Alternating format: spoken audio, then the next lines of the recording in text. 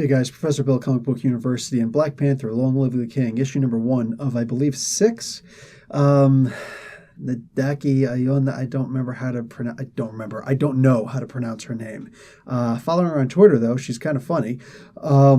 She is writing this. It's a Comixology exclusive, so you're not going to find this in print anytime soon.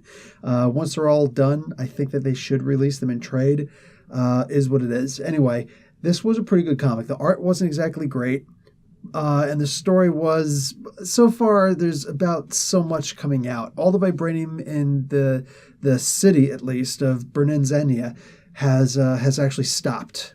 It stopped working because some kind of a monster showed up. Now, everybody else just thinks it's a regular old earthquake, but T'Challa specifically saw some kind of a big, gigantic monster, and it seemed like it was putting out so much, to me at least, it looked like it was putting out so much noise that it actually wound up overloading the vibranium. So now, with the vibranium in the city being overloaded, or at least in my opinion overloaded, it stopped working. That's a fact, it stopped working. So even his suit stopped working. So it's just clothing at this point.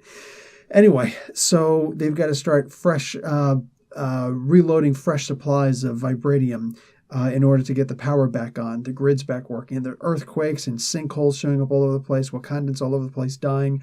One poor Wakandian lost her ATM card inside the machine because it was a blackout. And that was actually a particularly funny moment. Like I said, this author is funny. Anyway, nobody else believes him that there is a monster. And let me tell you something, that monster was freaky, especially how close it got to him. Like, I was a little bit like, oh my God, stop. So that was drawn really well. I'm enjoying this comic book. I'm going to give this an A-.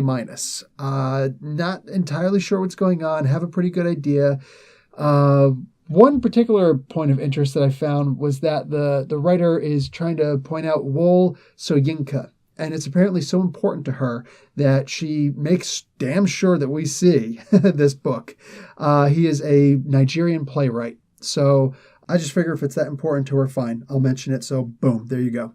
Anyway, that being said, Professor Bill, Comic Book University, class dismissed.